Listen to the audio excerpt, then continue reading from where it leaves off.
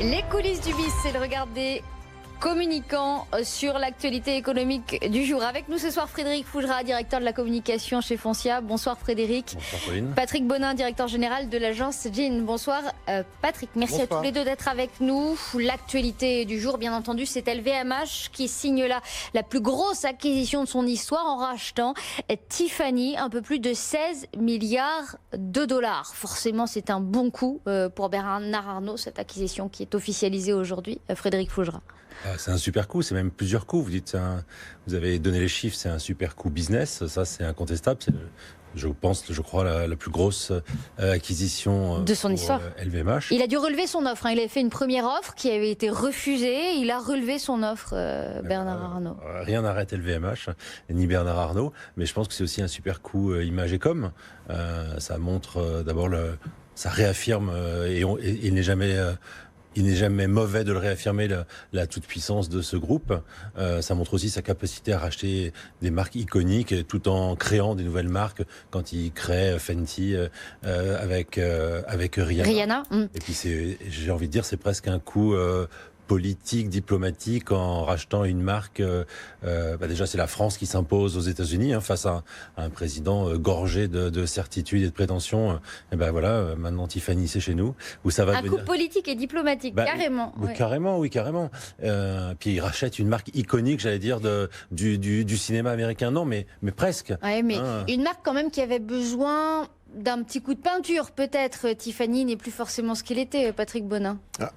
Une chose est sûre, avec Tiffany au sein de son groupe, Tiffany va récupérer le savoir-faire d'LVMH en termes de communication, en termes d'influence, en termes de marketing, ce qui va lui faire du bien. Ouais. Ça permet aussi de diversifier le portefeuille d'LVMH parce que c'est aussi une marque qui est orientée pour ça rajeunit un peu la cible du luxe comme peut le faire LVMH. Donc c'est un bon coup aussi pour Tiffany parce que ça va permettre, dans une phase de transformation du groupe LVMH tel qu'elle est aujourd'hui, d'apporter une nouvelle marque, de viser des publics et des cibles de business géographiques différentes pour LVMH. Donc oui, c'est un très bon coup, un coup qui va sans doute faire parler parce qu'il y a quand même du travail derrière. Il s'annonce aussi la plus-value d'avoir des boutiques physiques. On le voit, la boutique Tiffany, par exemple, à Paris, est un lieu devenu incontournable. Donc le fait de racheter aussi des éléments qui ont des éléments physiques concrets dans énormément de villes dans le monde, ça va permettre aussi à LVMH d'avoir un ancrage territorial beaucoup plus important. Donc oui, c'est un très bon coup.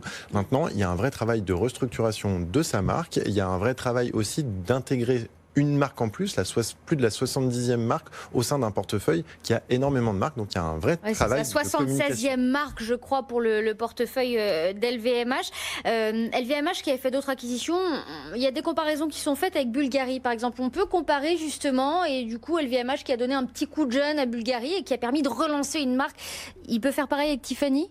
Comment s'y prendre du coup ? Enfin, comme le disait Patrick, je pense que c'est l'intention et c'est ce qui devrait se faire. Et quand vous citez le nombre de marques, qui est effectivement très important dans ce groupe, ce qui est quand même exceptionnel et intéressant à noter, c'est que c'est à ma connaissance peut-être la seule, mais on va être modeste, on va dire, un des rares groupes dont la marque holding est tout aussi puissante que les marques commerciales du groupe, voire devient une caution pour ces marques. Il est bon d'être dans le groupe LVMH.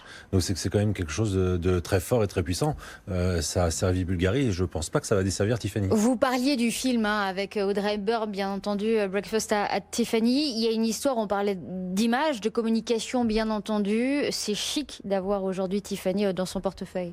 C'est super chic et puis depuis 1961, quelque part, j'allais dire, le boulot est fait. Alors on s'installe jamais sur de l'acquis, mais qui a la chance d'avoir sa marque dans un film aussi célèbre avec une comédienne aussi incroyable ? Donc voilà, le job est fait. Il n'y a plus qu'à le poursuivre, c'est extraordinaire. C'est un coup politique, c'est un coup diplomatique, comme disait Frédéric Fougera tout à l'heure, Patrick Bonin. C'est un coup d'influence. C'est un superbe coup d'influence. Un coup d'influence. Mondial. Ça veut dire sensiblement la même chose ? Ouais. En tout cas, on verra ce qu'on en fait, parce qu'il y a l'annonce qui a été très bien faite, d'ailleurs, dans des cadres de communication très précis. Et après, il y a la mise en place industrielle. On sait que ça prend toujours un peu de temps. On sait que c'est une marque qui est assise à Paris depuis 20 ans. Tiffany a fait cette année son 20e anniversaire à Paris.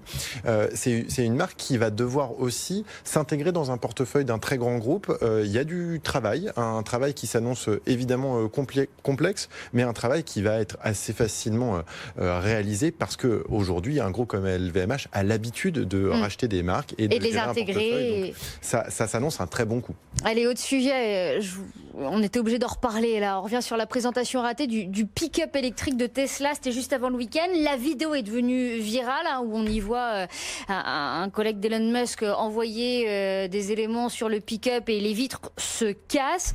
On ne pouvait pas ne pas décrypter cela avec vous. Aujourd'hui, d'après Elon Musk, il y a quand même eu 200 000 réservations de ce pick-up électrique de Tesla. Hein. Les prix, ça va de $50 000, même jusqu'à $70 000. Le moins cher fonctionne moins bien, mais quand même 200 000 réservations. Alors, réservation ne vaut pas commande, hein. Il faut bien le noter. Mais quand même, comment on peut expliquer que ça fonctionne comme ça, malgré cette vidéo qui est quand même terrible, Frédéric Fougera? Oui, là, on peut avoir éventuellement du mal à y croire. Et ou, comme vous disiez, réservation ne vaut pas commande. J'ai lu qu'il suffisait d'engager $100 et qu'on pouvait se rétracter à tout moment sans frais. Donc, bon, de ce côté-là, je vois pas l'intérêt de s'engager si c'est pour se rétracter. Mais voilà, c'est un coup de pub. Reste que c'est un coup de pub. C'est un mauvais coup de com', je pense, un bad buzz. Et puis, incroyable, mais on se demande si c'est pas fait exprès. En fait, c'est tellement énorme. Avec son tweet du week-end qui finalement revient en justification. Enfin, tout ce qu'on ne devrait jamais faire en communication. Je crois qu'il a cumulé, à part le fait de faire un peu d'humour en live, et là, ça, c'était pas calculé. Alors maintenant, vous dites que c'était presque prévu ou calculé. Oui, il y en a qui prennent ce genre de risque. Dingue. Je ne pense pas que c'était le cas, et c'était pas forcément une très bonne idée si ça avait été le cas, mais je pense pas que ça puisse. Si ça fonctionne vraiment, ça veut dire quoi, Patrick Bonin? Ça veut dire que justement un plan comme ça, mais complètement raté, c'est pas grave, ça change rien pour le consommateur au final? D'abord, Tesla, c'est une marque qui fait beaucoup parler sur les réseaux, donc quoi qu'ils fassent, ils font parler. Là, ce sont les aléas du direct. D'ailleurs, les aléas du direct, on parle pas. C'est dingue. C'est Elon Musk et Tesla. Deux pierres dans les vitres et bam, tout explose, quoi. C'est très fréquent. En fait, quand on fait des lancements en direct, c'est le principe de ces keynotes. C'est-à-dire qu'on prend le risque d'être, vos images le montrent, devant des centaines et des milliers de personnes, journalistes, en live, et puis évidemment avec du streaming en live qui touche des milliers, des dizaines de milliers, des centaines de milliers de personnes. Mais effectivement, ce sont les aléas.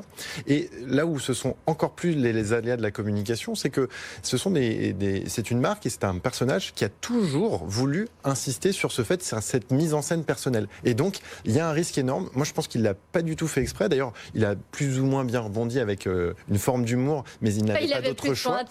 Effectivement, il n'avait plus d'autre choix. Par contre, là où je suis totalement d'accord, c'est que il en a rajouté les tweets. Il y a une gestion derrière qui est quand même très particulière parce que dans un élément où il faut rassurer un marché, le marché de trucks comme ça aux États-Unis, un marché ultra conservateur, donc il y a besoin d'apporter des garanties industrielles et d'un vrai savoir-faire. Et ça va à l'encontre de cette démarche. Donc non, il n'a pas pu le faire exprès, parce qu'on peut le faire exprès quand on a vraiment très bien léché sa communication, c'est-à-dire qu'on va en jouer après, apporter des éléments de réassurance, ce qui n'a pas été fait. Donc non, clairement, c'est un bad buzz. Alors dans bad buzz, il y a buzz, donc ça permet d'en faire parler. Après, sur ce marché-là, ultra conservateur, il n'a pas pu le faire exprès parce que la preuve, le marché a très mal réagi et ce marché des trucks aux États-Unis est un marché très complexe à infiltrer, ne serait-ce que par la garantie de sécurité de ses produits. Et là, il a fait la démonstration inverse. Donc ouais, c'est un coup de com' raté.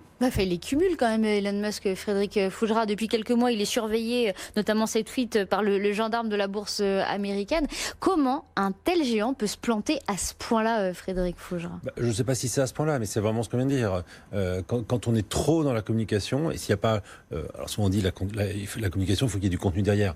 Là, il y avait du contenu, mais il y avait un produit. Quand on lance un produit, on ne peut pas se planter sur le produit. Ça peut fonctionner quand même, à terme? Enfin, malgré cela, vous pensez, les ventes de voitures peuvent être au rendez-vous? J'imagine pas une seule seconde que ça ait un impact sur le nombre de ventes. Ça a un impact sur l'image immédiate, ça a un impact sur le cours de bourse, ça a un impact sur la crédibilité de ce patron qui est un peu comme un enfant, quelque part. Quand il se justifie, on a l'impression d'un enfant qui veut absolument prouver à ses parents qu'il avait raison. Ça n'aurait pas dû casser. Oui, mais ça a cassé. C'est fait, c'est l'histoire, c'est comme ça. Et vaut mieux passer sur quelque chose de plus positif que de vouloir réinsister sur cet aspect négatif qui est assez accessoire, sur l'impact, sur le design, sur les performances de cette voiture. Bon, le fait que la vitre se soit cassée, c'est peut-être pas l'essentiel. En espérant que ça n'arrive pas dans la vraie vie. Mais la vitre n'est pas cassée, elle est juste brisée.